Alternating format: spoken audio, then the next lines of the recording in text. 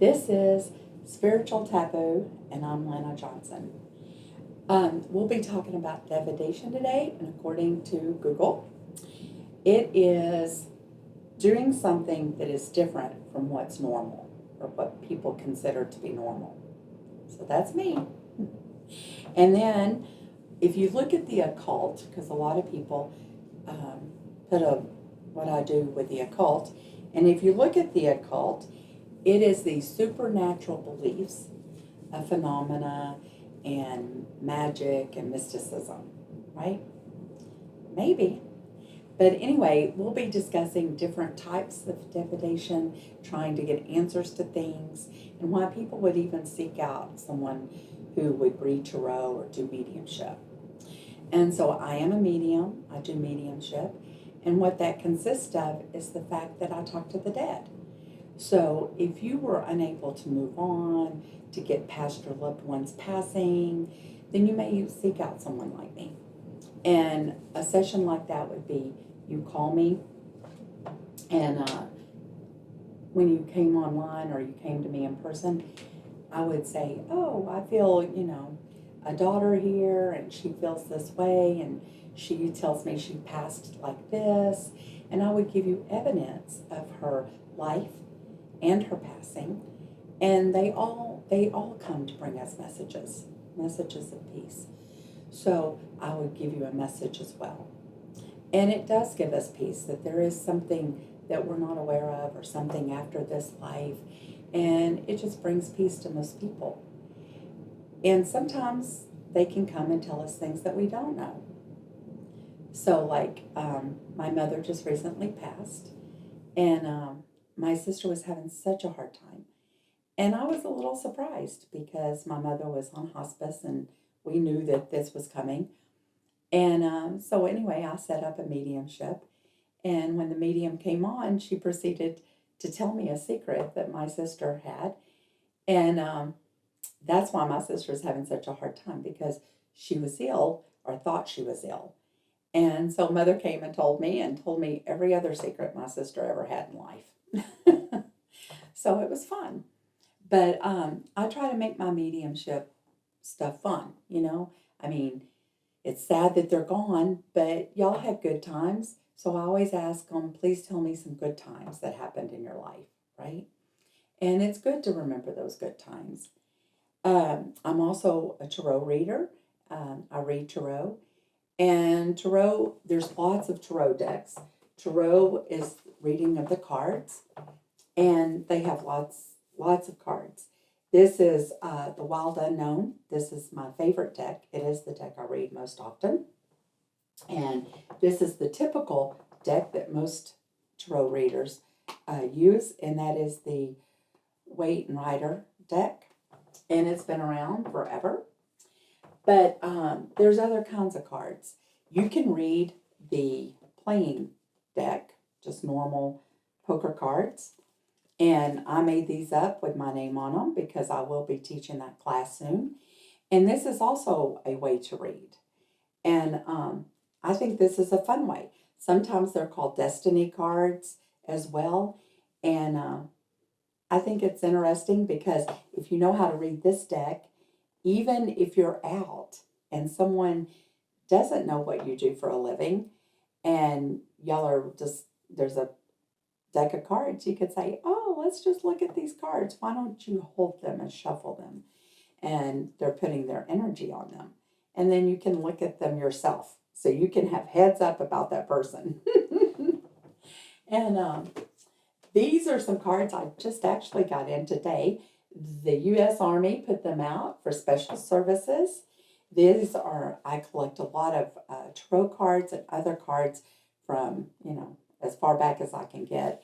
These are from the 40s, and these I will not show because they have ladies on them that are not completely dressed.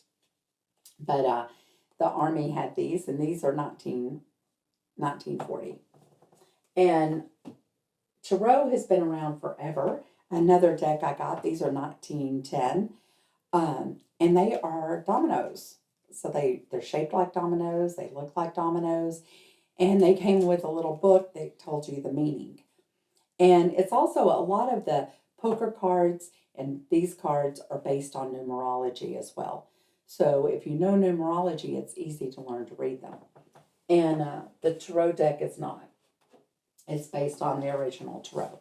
This too is an old deck. I have hundreds of old decks. I collect them. And these are called oracle cards. Oracle cards are different than tarot. They're typically, they typically will be more likely to tell a story, right?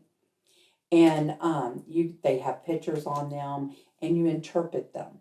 Where tarot, there's a meaning for each card. So you can read that meaning and get your answer, where these you would interpret, right?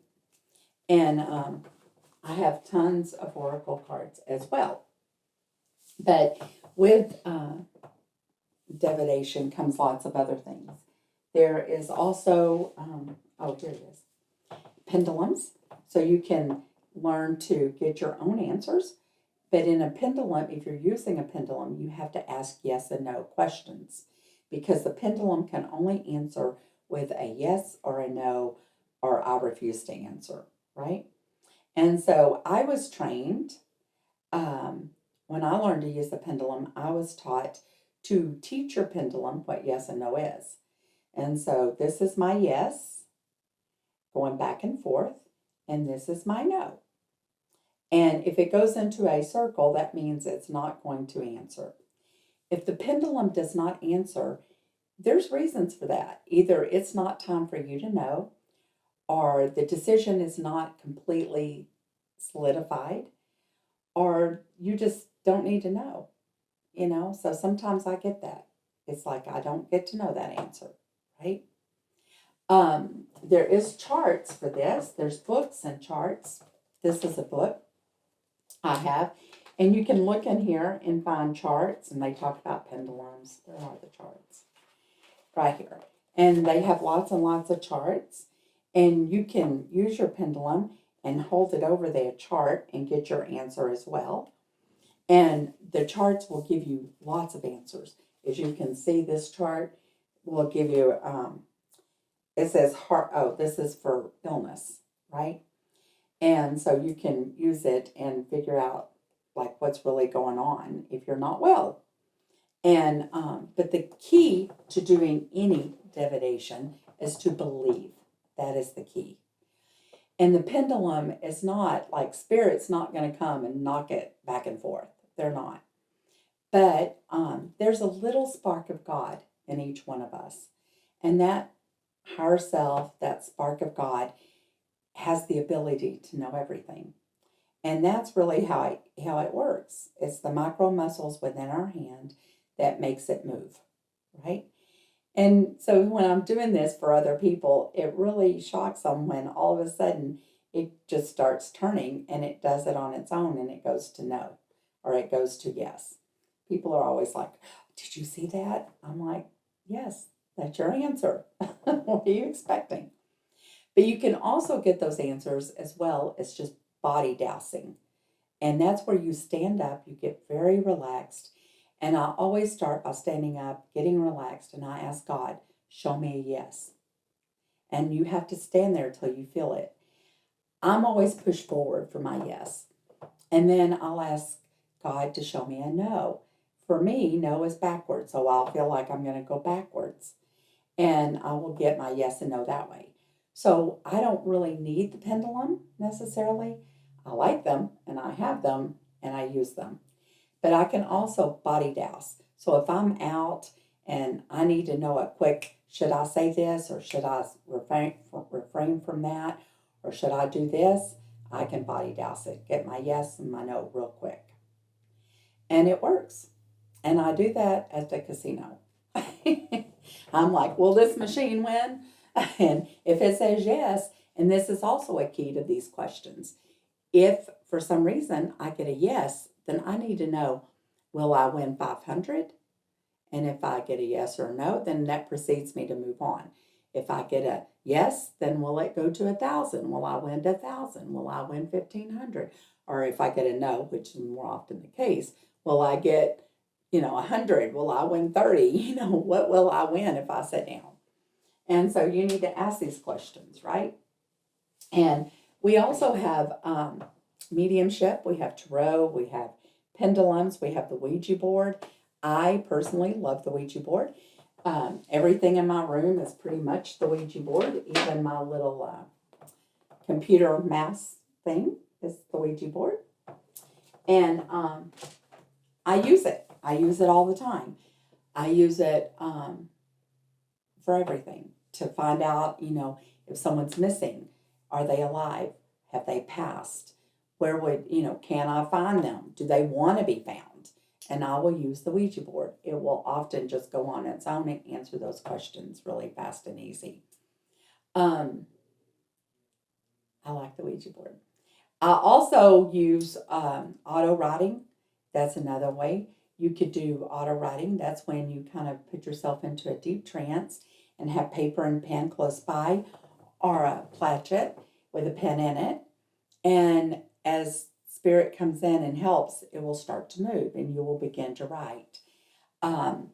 Often when you do this type of writing, your handwriting can change. So I have a friend, and when she goes into trance, we'll ask her questions and she'll write the answer, but her handwriting will change tremendously compared to what it is, on every day.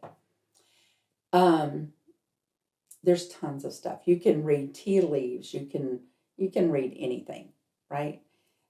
Palms. I read palms, and you can learn a lot from a palm.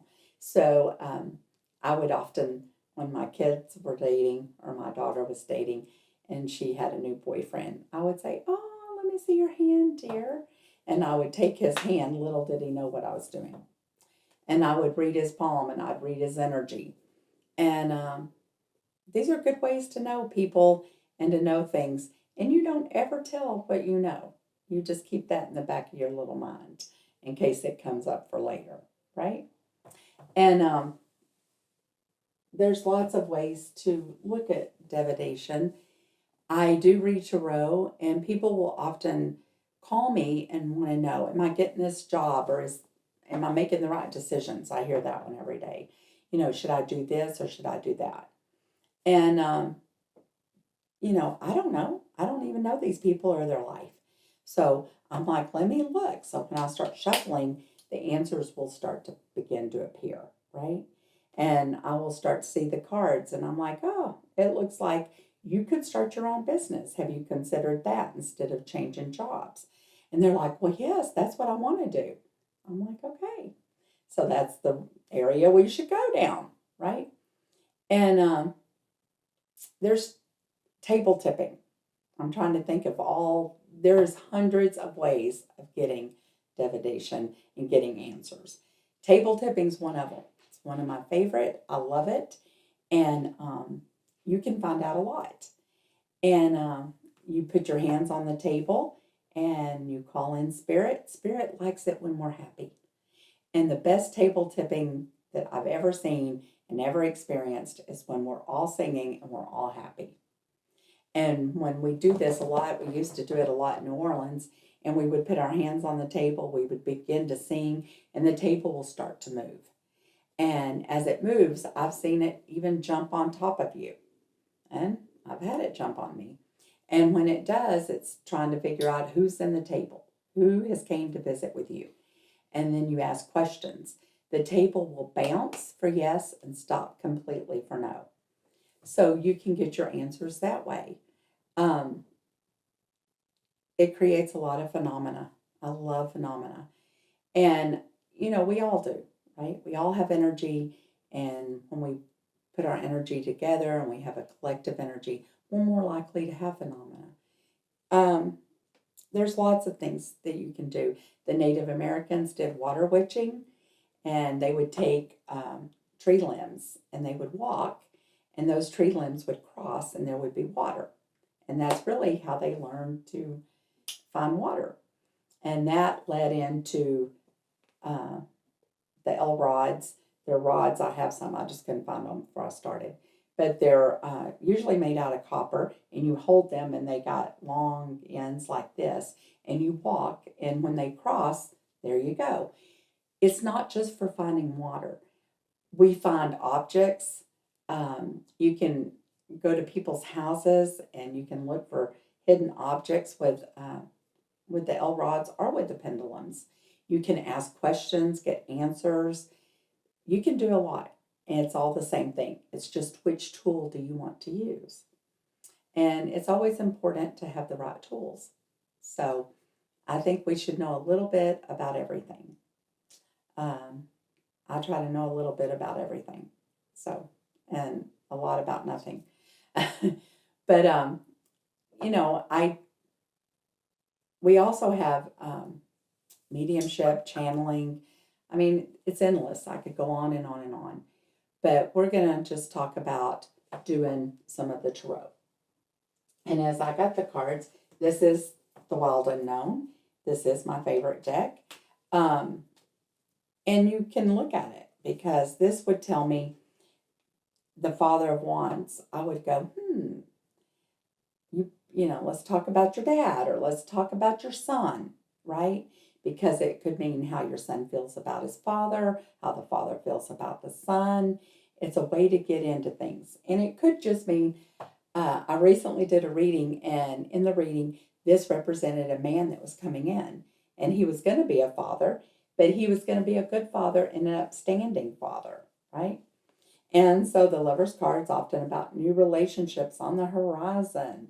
So women love to get this one. And this is about success. You know, if you have questions, is this going to work out? Is my job going to go? Yes, it looks like it is. And so people need to know heads up, right? I need to know heads up. So much so that the day I was born, my grandmother wrote in my little baby book, she needs to know everything. And that's what she wrote. And that has been a true statement my whole life. I can't wait. I don't like secrets. I need to know. And then there's going to be times that we don't know. For whatever reason, Spirit won't let us know. We can do everything we want, and we're not going to know, right? So there's tons and tons of things and tons of ways to get information. Another thing that we did is we would just do, I have some cards in my other office, and they're yes and no cards. And it's 50 ways of saying yes and 50 ways of saying no. And they're kind of fun. So we will ask those questions. But you could also just take a piece of paper and write yes, and another piece of paper and write no, and fold it up and put it in a bowl and pick your, ask your question, meditate for a moment and pick your answer. Those are also ways you could do it. But you don't need to be scared of it. That's the problem, is people are scared of the unknown. Well, this is an unknown. This has been around since the beginning of time, and it's not witchy, it's not scary or anything like that. It's how you present it. And so when people come to me and they need mediumship, they need some closure in relationships with these people's past, I try to make it fun. I try to make it, a little kind of, it's sad. It's sad at the end of the day, but you want to put a little humor in it. You want to put a little spin on it somewhere, right? And y'all had good times together. So when somebody can bring up a good memory, a good story, it always makes you feel better. And I don't think we should ever be scared of this, because this is, I believe that we all have the ability to communicate on different levels. We just haven't been taught that. And through time, we have lost that ability, right?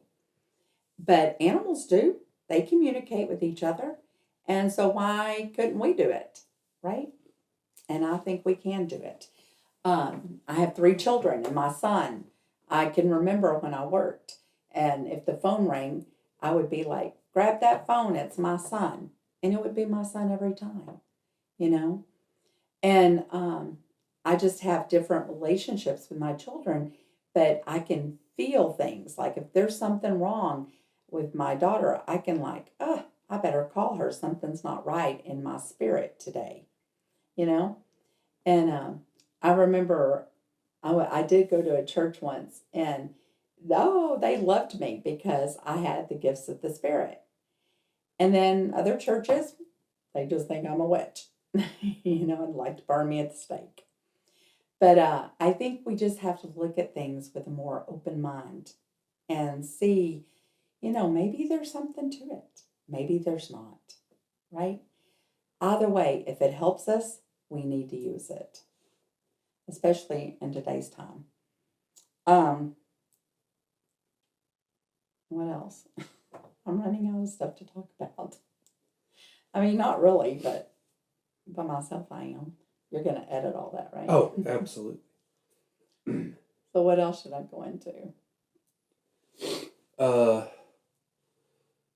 Do you do anything with these stones or gems or? No, yeah. anything? I guess I could talk about that. I mean, they're here.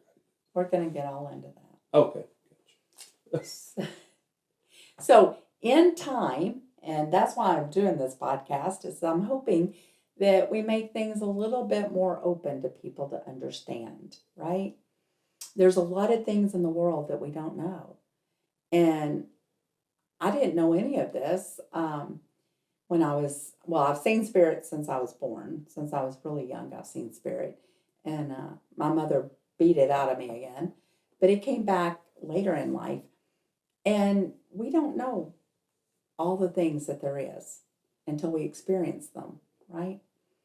And so there's tons of stuff. We're going to get real in depth in some of our podcasts with it. I will be doing mediumship on here so that people can see what a session's like. And you don't have to come see me. There's hundreds of mediums in the world, but it's not a scary thing. And I want them to know that, right? And I do stones. Crystal balls is a good way. I bought all these crystal balls to teach a crystal ball class. I was actually kind of kidding when I put it on Facebook.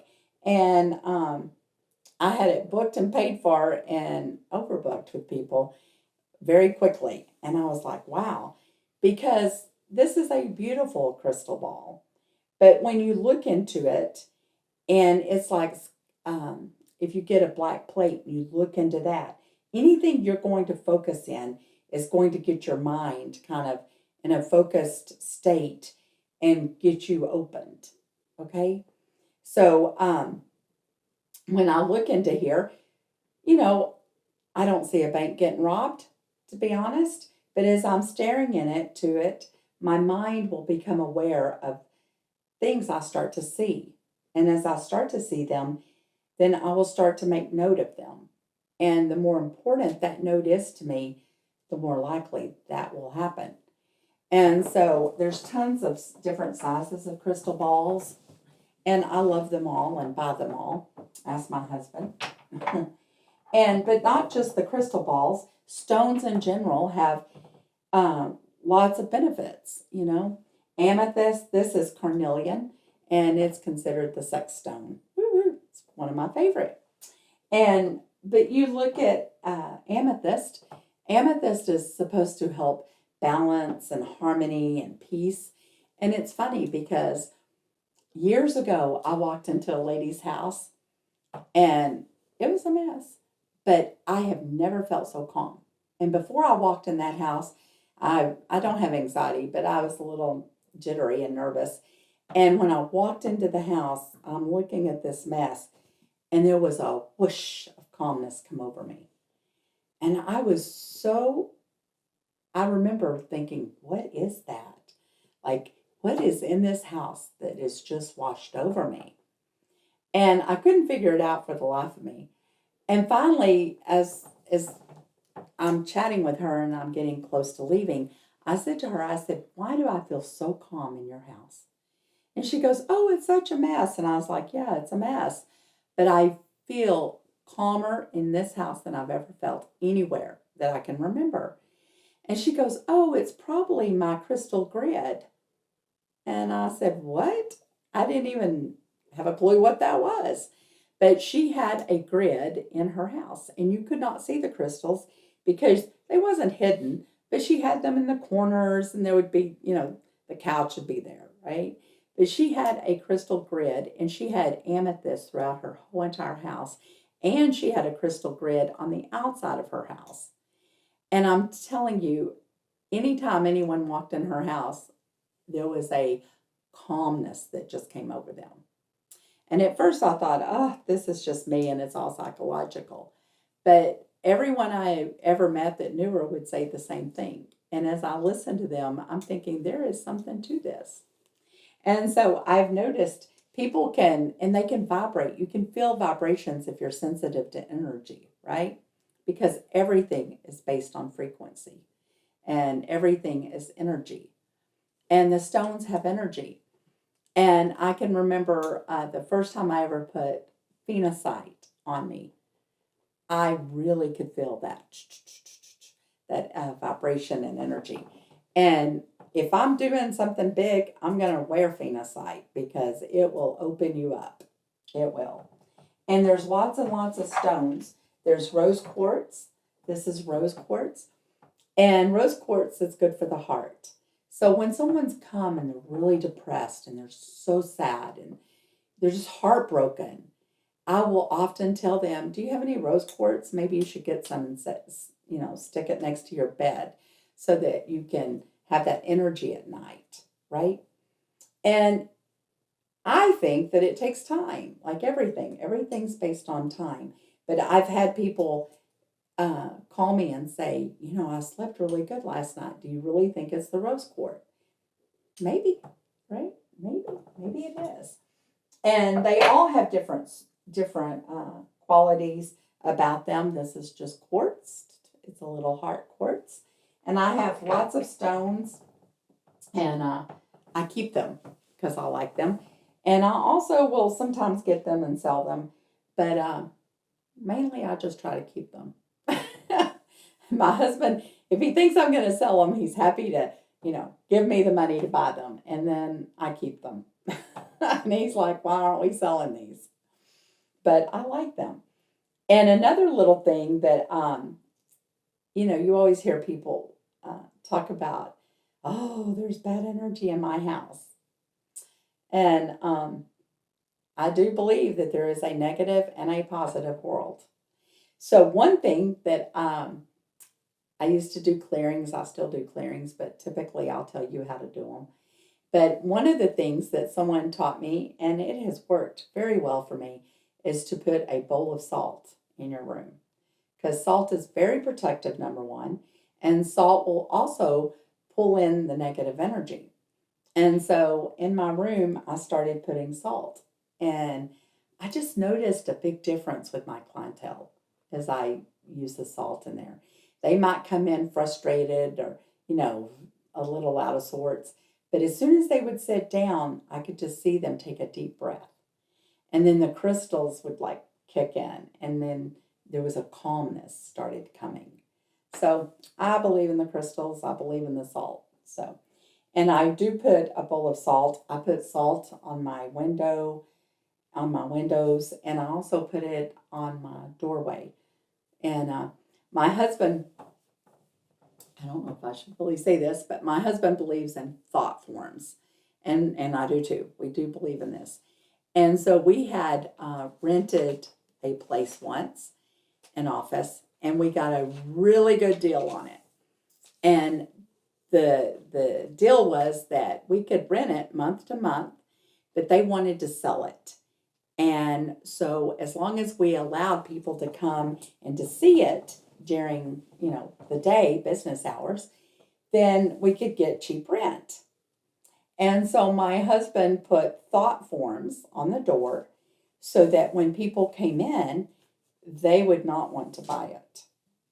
And because we really loved this space. And so anyway, we were there for a few years, and he kept renewing these thought forms on the door. And often people would come to see the space, and they wouldn't even walk in the door. And the realtor would be like, oh, come on in. And they would be like, no, I don't want to see it. Let's go. And they'd turn around and leave. They wouldn't even get through the door. And me and my husband would just look at each other and smile. And then when we got ready to leave, my husband says, I'm going to remove these thought forms. And he removed them, and it sold about 2 weeks later. Maybe it was 2 months later. But anyway, it sold quickly after we left. And so I told my husband it's all his fault, his thought forms. But your thoughts are intention. And that is how it all works. It works through energy, frequency, and intention. So, people are always like, aren't you worried about dark? I don't, because my intention is not to entertain the dark. So, because I don't have that intention, I don't see much. It doesn't want to come near me, because we attract what's there, right? We attract what we want. So if you believe in the law of attraction, then just don't, it's not that I don't believe in the dark. I just choose not to be with it. And so therefore I don't attract it. And I think that it's a personal choice. You don't have to attract it if you don't want to either. But if it comes for some reason and invades, there's ways to get rid of it. It's easy. You just have to, do a little work and get rid of it. I would suggest that if you was interested in learning more about the spiritual stuff, there's tons of books you could read. The Secret was a big one there for a while. And, but there's lots of books on mediumship. And you can Google about everything now. Ask AI. But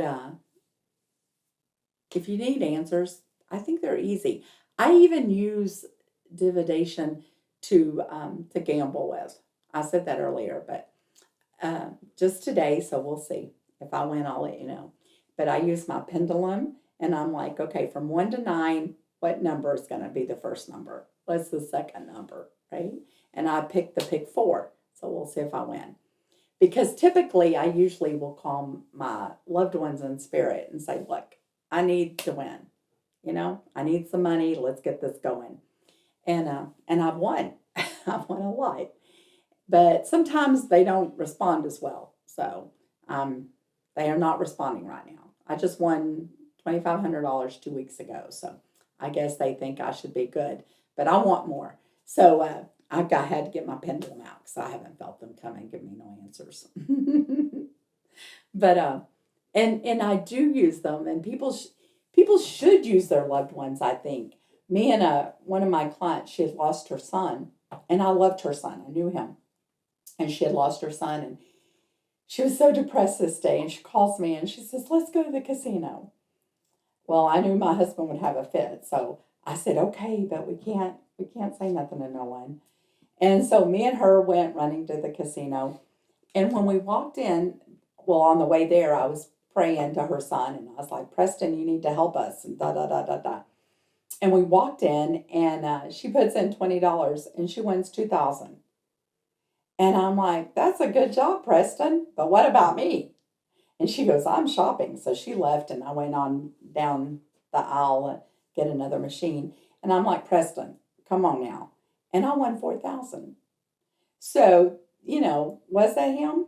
I think it was. But will they do it all the time? No. Can they do it all the time? I don't think so. But they can do it, and they can help us. And, Spirit said this to me the other day. They said, prayer is giving us permission to get involved. And I thought long and hard about that, because I'm like, well, I usually pray to God, but maybe God's like, I'm busy. Can you go take care of your people? I don't know. I'll have to ask him. But, I think that we have got to understand that they're that close to us. And I've always understood that to some extent until my brother passed. And then I know without a doubt. So my brother passed June 23rd of 2022. And I woke up that morning with a full day. And I woke up and I knew he was going to die that day. And it was like a matter of fact. And so I cleared my calendar, canceled my appointments, called my sister, and I said, Shane's going to die today. And my sister's like, what? What are you talking about? And I said, I don't know. Shane's going to die today. So I'm going to go look for him. So I went and got my mom and I said, let's go look for Shane today. And so we went to where he was staying and he was not there. And we drove around the neighborhood looking for him. And he wasn't anywhere to be found. So I stopped my car and I said, we're going to pray that he dies today and that he has an easy transition. And my mother says, I'd never pray that. And I said, okay, I will. And I began to pray. And as I did, it was 11:45 on my clock, and I could hear an ambulance in the far distance. And so I came home. I took Mom home. I came home, and I called the hospitals. I called the morgue. No one said they had him. And so anyway, that was on a Friday, but it was Monday, and a detective called my sister and said, are you related to Mr. Jackson? And my sister says, is he dead? And they said yes. And she says, we know. But we really didn't know. I just had that intuition hit me. But anyway, so we went, and when we were getting him buried, he had life insurance, and I kind of needed that so I could get my mother moved and get some things settled. And so I called to ask for the death certificate, and they said it was ready, and I ordered it, and you couldn't go get it because of COVID, but they said they'd mail it to me, and I paid extra to have it overnighted. And it never came. So after a few days of waiting, I called them back and I said, well, I never received this. And they're like, well, it shows that it was delivered. And I'm like, well, it wasn't. So I ordered it again, paid extra to have it delivered, never received it. And this went on for quite a while. And I was calling and throwing fits and having tantrums. And anyway, it never came. So after 3 months, I was livid because I'd also called where we had his body taken and cremated. And the lady there who I knew and trusted told me, oh, I have a copy, honey. I'll send it overnight today. Well, it didn't come the next day. And I was livid because she said that it looked like it had been delivered. So I'm out. Thank God I live in the country. But I was out in the yard and I'm looking into the heavens and I'm screaming, you better tell God to get ready because I'm going to kill myself and come up there and beat your ass across the heavens. I was so mad at him. And I'm telling him how I'm going to come up there and we're going to have a war. And I'm yelling and screaming and I'm looking up at the heavens. Little did I see the post lady. And she comes walking up to me and she's like, ma'am, this won't fit in your mailbox. And she won't even look at me because she probably thinks I'm schizophrenic. And so I take this big packages of mail and I notice that they are all being delivered and it's all his death certificate. Everyone I'd ever ordered showed up that same day as I'm yelling at him. And I did not find that funny, but I literally could hear him laughing. So I took them, went and took care of my mother, and I never won. I used to win scratch-offs, $500 a week. It was nothing. I won so much money all the time. And I would win the pick 3, the pick 4, all those little lotto things, and I loved it and I had fun. But after he passed, I never won again. And so I was so mad, and one day I was in the car complaining about not winning, and I literally heard him say, everyone has an addiction, honey. Because my brother had a drug addiction, and that's what he died from. So anyway, I was so mad. I knew it was him keeping me from winning. And anyway, so he had been gone for several months, and it was my mother's birthday, and we had already gotten her moved. But she needed a propane tank. And so I said, okay, look, I need mother to get a propane tank. It's her birthday. Give me the numbers. And if I win, I'll tell her it was you. It was all you because I know you gave me the numbers. And I literally heard him like I hear my own voice. I almost had a wreck getting to the station and getting those numbers. But I bought 2 of those numbers and I won $1,200, which is pretty much what her propane tank cost. So we bought it. And I was like, So anyway, didn't win again. I played, thinking he'd be nice to me, but never won again. And so then I would be like, oh, Shane, I need this. Never won. But my mother got ill the next year, last year in 2023. And so me and my sister never left her side, never. And I was mad one day because I had a credit card my husband didn't know about. And I couldn't work because I was with my mom. And so therefore I wasn't paying that credit card and it was due. So I started yelling at my brother.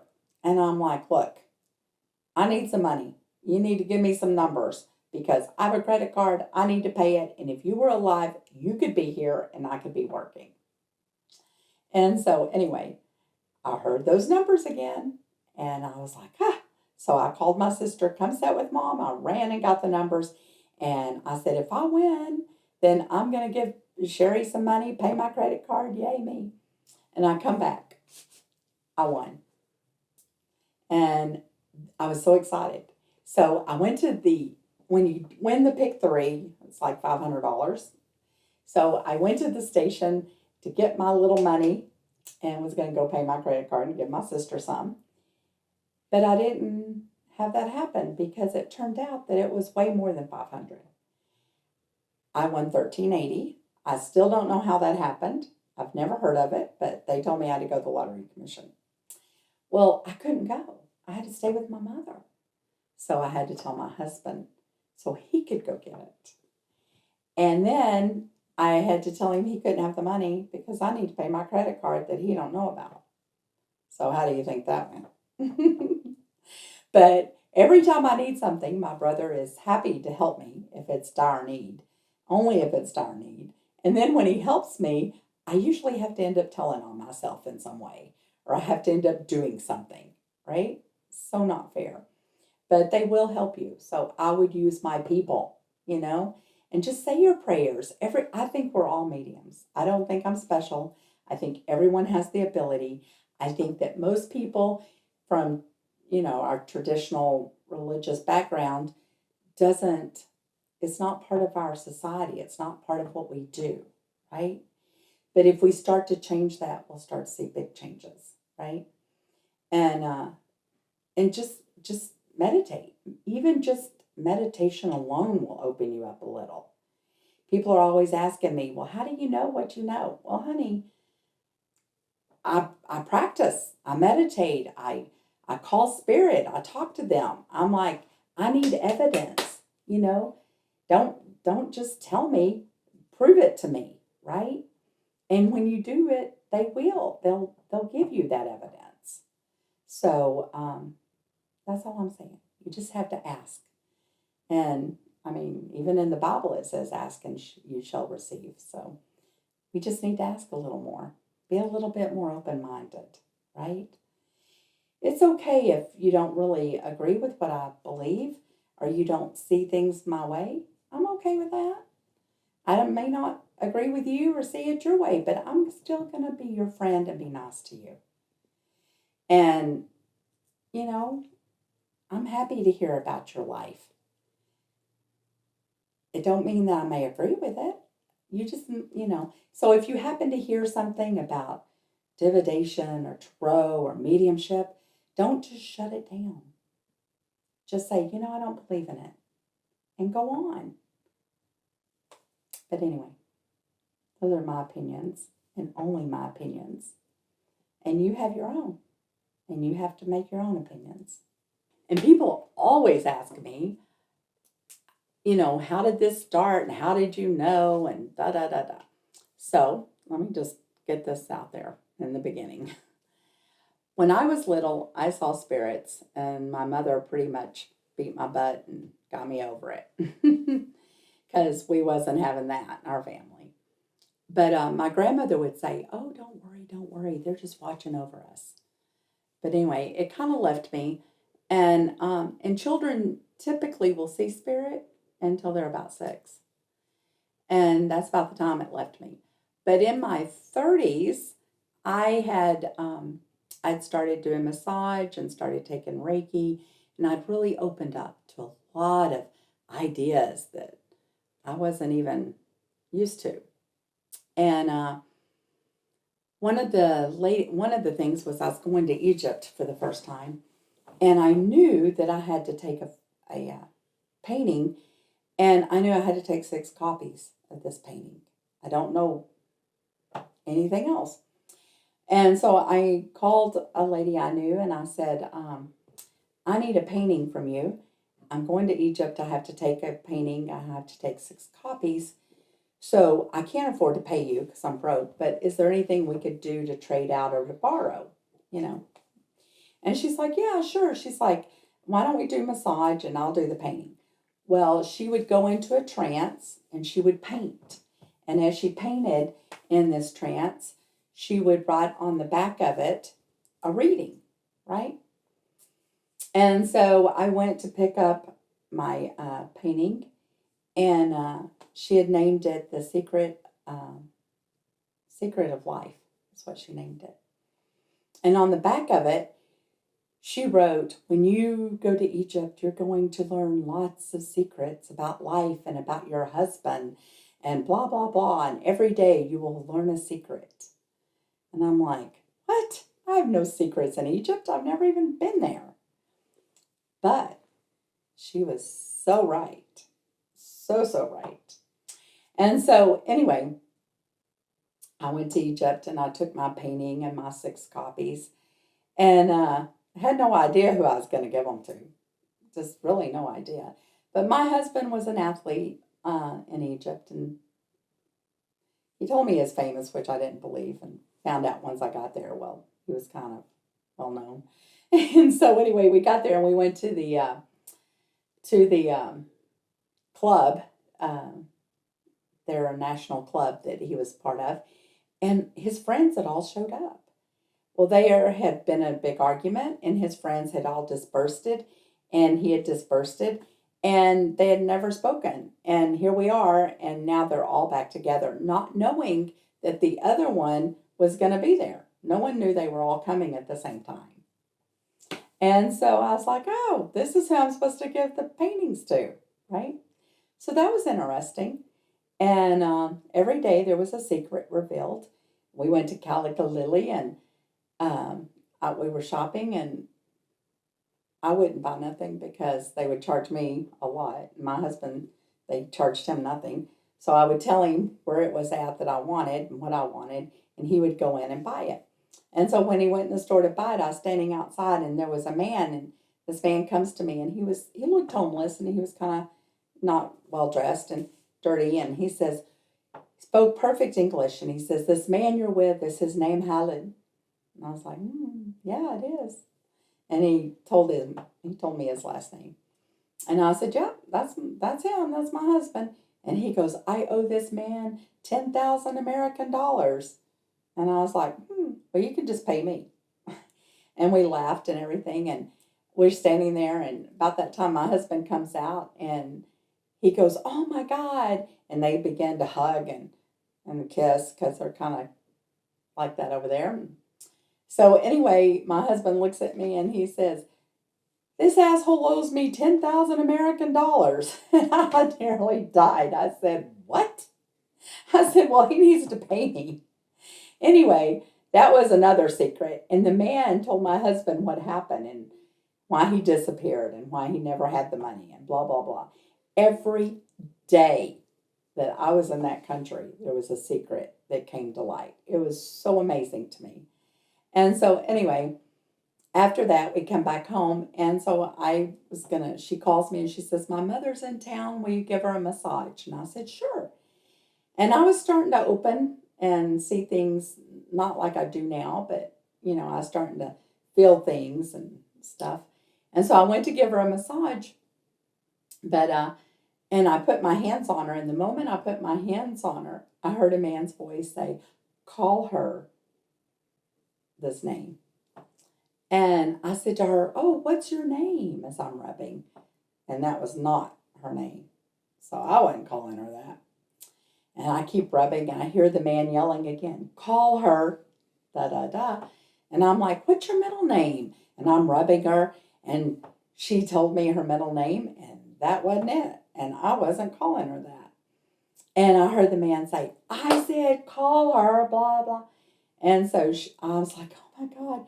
And she goes, "What is wrong with you?" And she kind of says something and puts a sheet around her, and she says, What's going on?" And I said, well, I really think you need to get off my table. I think I'm schizophrenic. I need to go to the hospital. I am hearing a man's voice, and this is not your name. And she goes, what are you talking about? I said, I keep hearing a man say, call her, blah, blah, blah. And she looked at me, she grabs my hand, and she says, you're not going anywhere. She says, that's my husband. And she says, even my children do not know that name. She said, on his deathbed, he said, when I come, I will call you this. And she said he called me that in life when he wanted to get frisky, because this is the name of our town whore when we were growing up. And when he said this name to me, I knew what was coming. And she laughed. And I'm just looking at her like, this woman is absolutely insane. I have lost my mind. I am hearing stuff and I am crazy. And she goes, now you tell me what he says, because I've been telling him I need some answers. And I'm like, I don't think you understand. I really think I'm crazy. I really don't think I can help you. And she says, no, you don't understand. You're not leaving this room till you tell me what he says. And so I began to tell her what he said. And I said, well, it's okay if you marry, if you go get married to blah, blah. And she's like, that's what I wanted to know. She says, we all four was best friends. She says, my husband, that was his best friend, and his wife has passed, and she was my best friend. And he came to me recently, and he said, why don't we just get married and live together?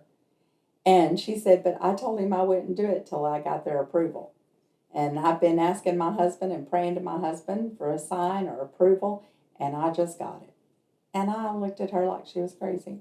And I said, oh my God, I really thought I had lost my mind. And I said, okay. And about that time, her grandson, who was about 3 maybe, walks into the room, and he walks right to where I'm standing and hears the voice, and he says, you see Papa, don't you? You can see Papa. And I looked at him and I was like, oh my God, the kid's crazy too. And I got my stuff and I left.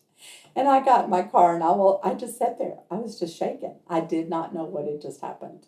I knew that I had had an experience of some sort, and it was real.